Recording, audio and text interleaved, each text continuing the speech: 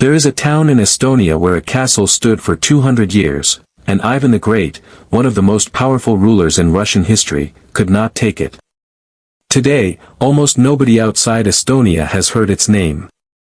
It sits on a hill, above a deep blue lake, surrounded by forest. Its streets are lined with wooden houses that look like they belong in a fairy tale. And every summer, tens of thousands of people travel here for one of the largest folk music festivals in Europe. This is Viljandi. And by the end of this video, you'll understand why so many travelers call it the most beautiful town in Estonia, even though most maps barely notice it. Let's start with the basics. Viljandi County sits in southern Estonia, bordering Pärnu, Järva, Jõgeva, Tartu, and Valga counties, as well as Latvia.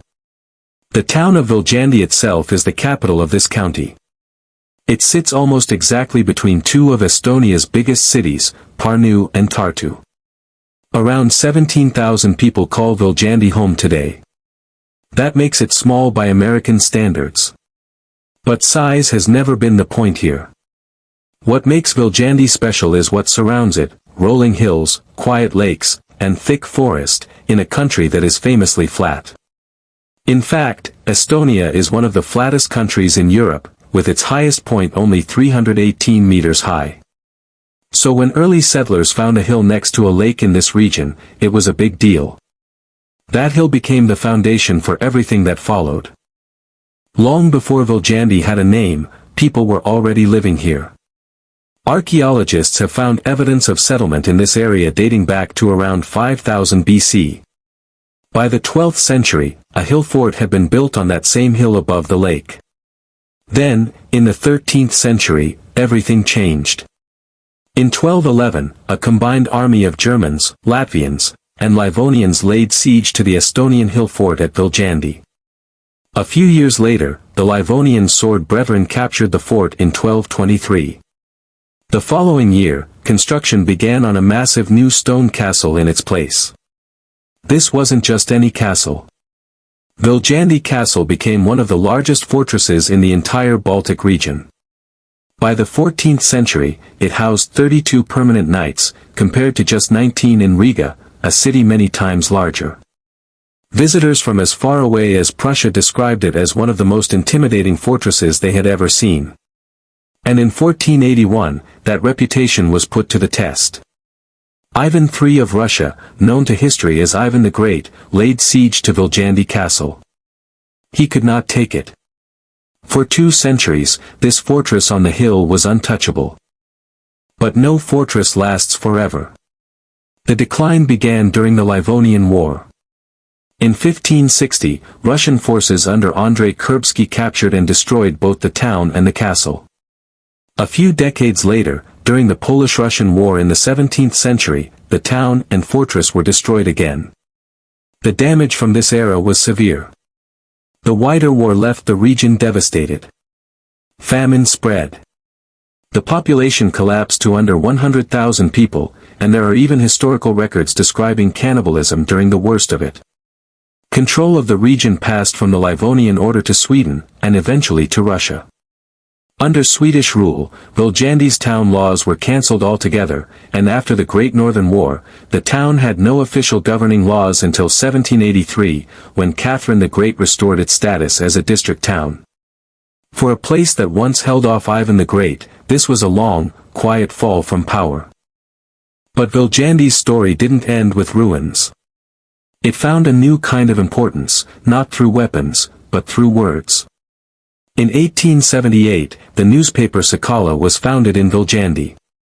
It quickly became the most popular publication among ordinary Estonians, at a time when the region was still dominated by Baltic German aristocracy. Its editor, Karl Robert Jacobson, became one of the most influential Estonian intellectuals of his generation, pushing back against that old aristocratic order. This spirit of independence stuck around.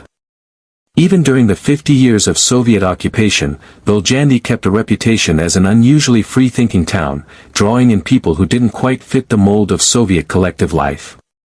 And decades later, that same spirit produced someone who would help shape modern Estonia.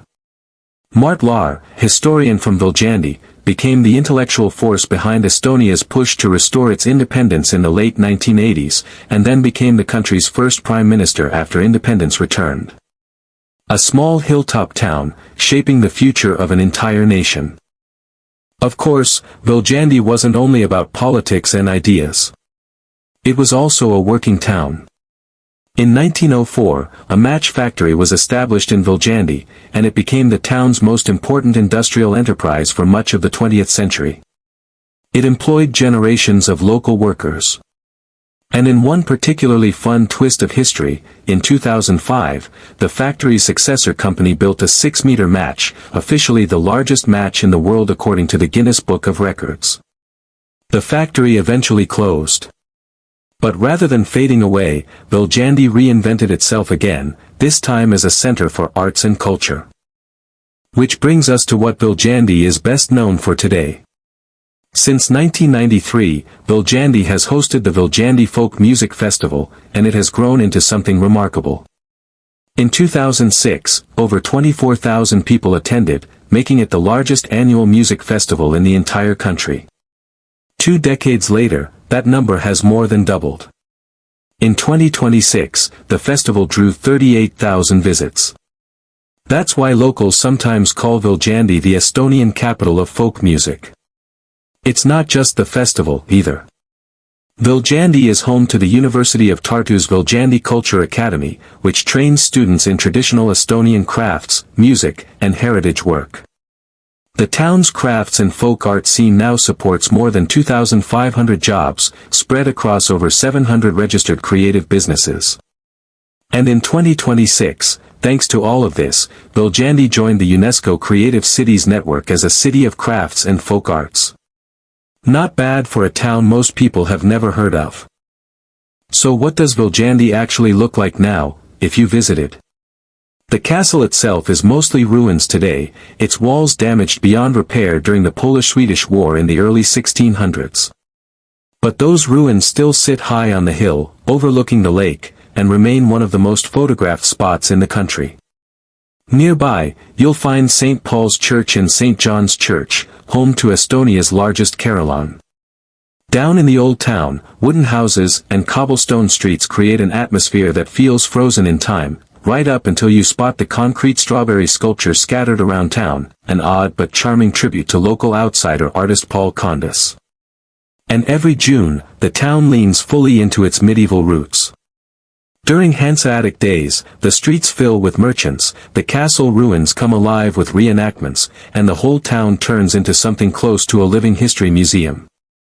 From a hill fort that stopped Ivan the Great, to a newspaper that helped wake up a nation, to a folk festival drawing tens of thousands of visitors every summer, Viljandi has spent 800 years quietly punching above its weight.